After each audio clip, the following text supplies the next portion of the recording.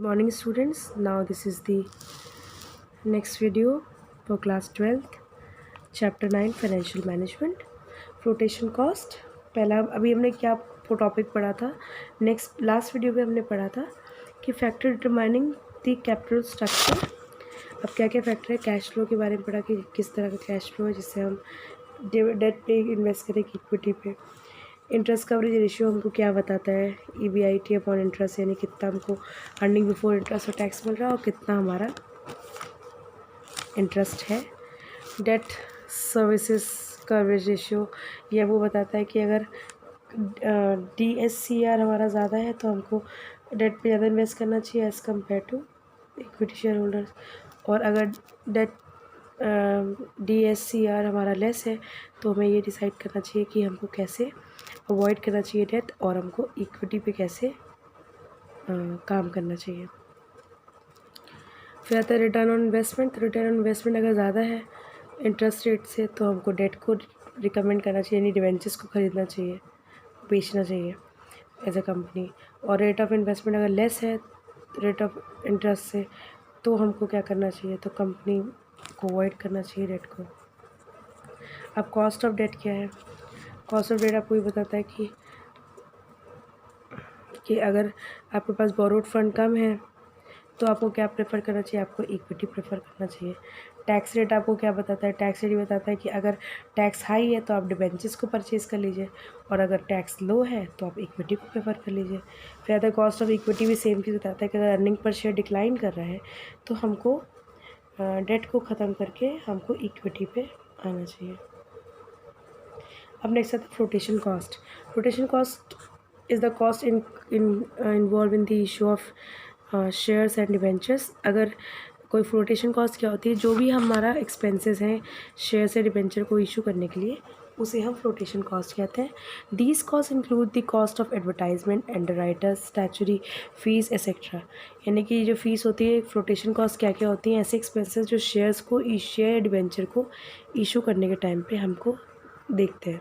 तो अब ये कॉस्ट क्या क्या किस किस चीज़ से बनती है, जैसे कि एडवर्टाइजमेंट हो गया, अंडरराइटर्स राइटिंग हो गया, स्टैचुरी हो गया, फीस हो गया, ETC। तो issue of shares and debenture require more formality as well as more flotation cost. तो इशू ऑफ शेयर डिबेंचर को करेंगे तो उसमें ज़्यादा फॉर्मेलिटी लगती है, तो फ्लोटेशन कॉस्ट भी ज़्यादा होता है। Whereas there is a less cost involving in raising capital by loan और एडवांसेस। हमारी कोशिश भी ये होनी चाहिए कि हमारे पास लेस कॉस्ट लगे हमारे किसी भी तरह के फ़ंड को रेज़ करने के लिए। फिर आते हैं next, risk consideration. Financial risk refers to a position when company is unable to meet its fix financial charges such as interest, preference division, payment to creditors. Risk consideration आपको क्या बताता है, फाइनेंशियल रिस्क के बारे में बताता है, जो ये कहता है कि आपकी कंपनी अगर ऐसी किसी पोजीशन पे जहाँ पर अपने फिक्स फाइनेंशियल चार्जेस को पे ऑफ नहीं कर पा रहा, चेज़ नहीं कर पा रहा। अभी फिक्स फाइनेंशियल कॉस्ट क्या होता है, इंटरेस्ट होता है जो कि आपको ज़रूर पेमेंट करना है, प्रेफरेंस डिविडेंड होता है ये भी आपको ज़रूर पे करना है, और क्रेडिटर्स को पेमेंट ज़रूर करना है। तो ये जो पेमेंट्स है ये आपको जब रेगुलर बेसिस पे करने होते हैं तो that is called as financial risk. ये रिस्क है कि आप कर पाएंगे कि नहीं, कंपनी इस हालत में है कि नहीं। If firm business is low then company raise more capital by issue of debt. अगर हमारे रिस्क फाइनेंशियल रिस्क कम होगा तो कंपनी डेट को ज़्यादा इशू करेगा, क्योंकि उसकी कोई ऐसा केस ही नहीं है कि वो पे ऑफ ना कर सके रिस्क को। Whereas at the time of high business risk it should depend on the equity. अगर हाई फाइनेंशियल रिस्क है तो इक्विटी पे डिपेंड करता है कि इक्विटी किस हिसाब से हम इक्विटी शेयर को इन्वेस्ट करते हैं, किस हिसाब से हमको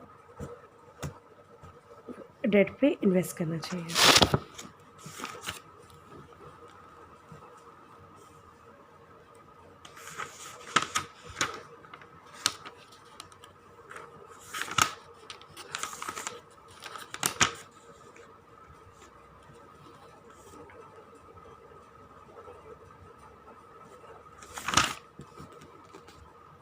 नेक्स्ट आते हैं फ्लेक्सिबिलिटी। अगर एक्सेस ऑफ डेट में restrict the firms capacity to borrow further. To maintain flexibility, it must maintain some borrowings.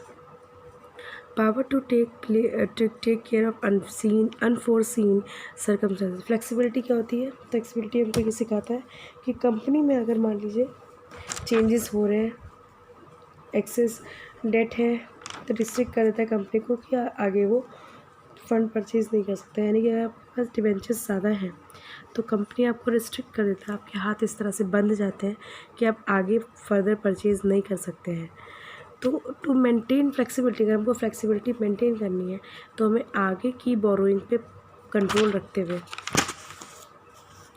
आगे की बोरोइंग पे ध्यान रखते हुए हमको उन चीज़ों को फेस करना पड़ता है जो हमने आगे हमें अपने आप को प्रिपेयर करना पड़ता है, मेंटेन करना पड़ता है कि हम उस इन सब तरीके के सर्कमस्टेंसेस से बचें। नेक्स्ट पॉइंट आता है कंट्रोल। कंट्रोल मतलब the equity shareholder are considered as the owner of the capital and they have complete control over the company।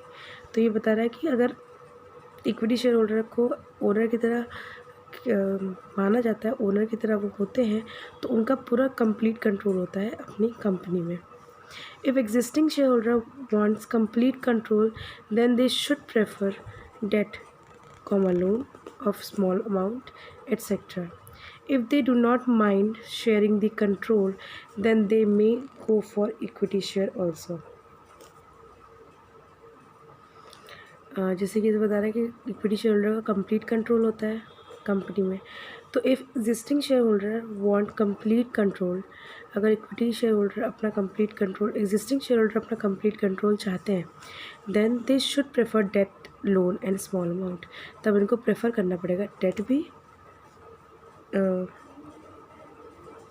Small amount को इन्वेस्ट करना भी, आपको लोन अमाउंट को इन्वेस्ट करना भी होना होगा।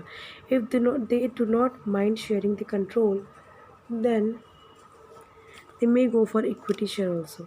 तो जो एग्जिस्टिंग शेयर होल्डर है, अगर उनको कोई प्रॉब्लम ना हो कंट्रोलिंग में, शेयरिंग कंट्रोल में, यानी कि कंट्रोल आपके हाथ से किसी और हाथ में भी जा सकता है, तो there is a more controlling power, तो वो इक्विटी को भी इशू कर सकते हैं। तो शेयर होल्डर अगर ओनर माने जाते हैं तो उनको इन सब चीज़ों पर ध्यान रखना होता है कि लोन देना चाहिए, डिबेंचर्स को इशू करना चाहिए, और अगर आपको कोई दिक्कत नहीं है शेयर होल्डर्स से तो शेयर होल्डर्स को और शेयर्स इशू करने चाहिए और न्यू शेयर होल्डर को एज अ ओनर रखना चाहिए कंपनी में।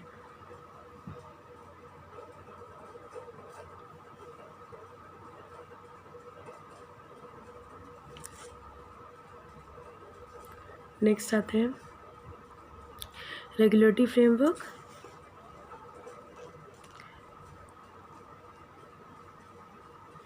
Issue of share and debenture have to be done within the SEBI guidelines, and for taking loan, company have to follow regulation of monetary policy. If SEBI guidelines are easy, then company may prefer issue of security for additional capital, whereas if monetary policy are more flexible, then they go for more of loan। अब बता रहा है एक तो regulatory framework होता है हर company का, तो जो कि सेबी के द्वारा डील किया जाए, सेबी इसको डील करता है, सेबी की गाइडलाइन से वो चलता है। तो अगर कोई भी रेगुलेटरी फ्रेमवर्क है इक्विटी शेयर होल्डर का, तो वो इक्विटी या डिबेंचर्स का, तो वो मेनली सेबी की गाइडलाइन से इशू होता है। और सेबी की गाइडलाइन आपको यही बताता है कि कैसे आपको लोन लेना चाहिए। तो कंपनी को वो सारे रूल्स और रेगुलेशन फॉलो करने होते हैं। If SEBI guidelines are easy, अगर सेबी गाइडलाइंस ईजी है तो company prefer issue of security for additional capital, यानी कि कंपनी गाइडलाइंस इशू करता है और वो सिक्योरिटी को भी इशू करता है विद एडिशनल कैपिटल। वेयरएज अगर मॉनेटरी पॉलिसी फ्लेक्सिबल है तब वो ज़्यादा लोन पे कॉन्सेंट्रेट करता है। नेक्स्ट आता है स्टॉक मार्केट कंडीशन।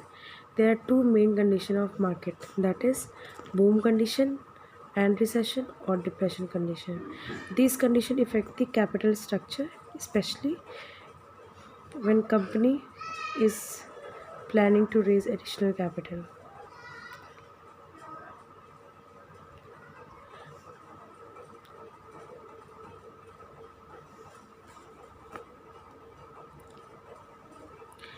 तो there are two main condition of market, boom condition and recession यानी कि बूम कंडीशन होती है, एकदम मार्केट बहुत अच्छा चल रहा हो, मार्केट में सब कुछ अच्छा हो, फॉर इन्वेस्टमेंट हो।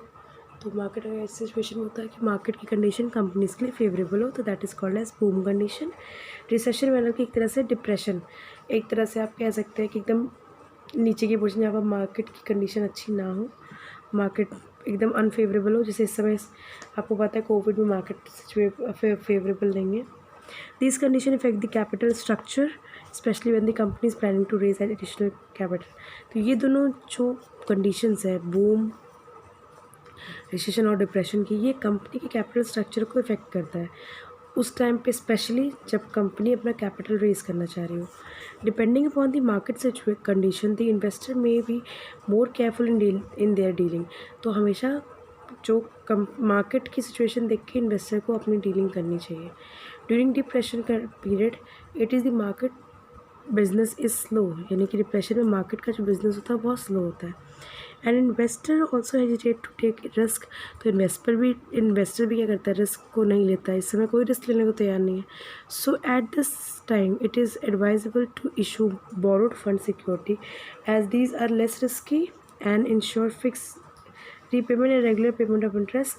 But if company is in a boom position, business is flourishing, and investor also take risk and prefer to invest in a equity shares to earn more in the form of dividend. तो जो जब company depression position पे होती है तो market बहुत slow होती है, तो इस समय इन्वेस्टर हेजिटेट करता है, तो बोरोड फंड को इशू करना चाहिए जो कि फिक्स पेमेंट भी देगा, रेगुलर इनकम भी देगा, इंटरेस्ट भी देगा। अगर पोजीशन मार्केट की बूम है यानी बहुत अच्छी चल रही है, तो हमको बिज़नेस को और फ्लोरिश करना चाहिए, और इन्वेस्टर को जो कि सब इन्वेस्टर मार्केट को देख के इन्वेस्ट करेंगे, they get excited to invest in the market, so वो रिस्क को उठाने को तैयार होंगे, तो they prefer more in capital shares, in equity shares, because they earn more in the form of dividend. फिर आते हैं last point, capital structure of other companies. तो कैपिटल स्ट्रक्चर की बात की जाए तो capital structure frame their company capital structure according to their industrial norms. जिस तरह का इंडस्ट्री का नॉर्म्स होगा उस तरह से कंपनी अपने आप को फ्रेम आउट करती है अपना capital structure. But proper care must be taken as blindly in following industrial norms may lead to financial risk। अगर आप ब्लाइंडली हर चीज़ को फॉलो करेंगे तो ये आपके लिए फाइनेंशियल रिस्क बन जाएगा, पर अगर आप ब्लाइंडली हर एक चीज़ इंडस्ट्रियल लॉ की फॉलो करेंगे तो। If firm can not afford high risk it should not raise more debt. अगर कंपनी किसी भी हालत में डेट को बियर नहीं कर पा रही है, हाई रिस्क नहीं लेना चाहिए, तो उसको डेट को इशू नहीं करना चाहिए। और कंपनी अगर रेज़ कर रही है एक तरह से नॉर्मल, तो फर्म को राइज करना चाहिए विदाउट इशूइंग डेट। तो ये था फैक्टर इफेक्टिंग कैपिटल स्ट्रक्चर। तो ये आप अच्छी तरह से वीडियो देख लीजिएगा और इसको अच्छी तरह से फॉलो कीजिएगा। ये मैं आपको वीडियो में स्नैपशॉट दिखा रही हूँ जिसको आपको देखना है।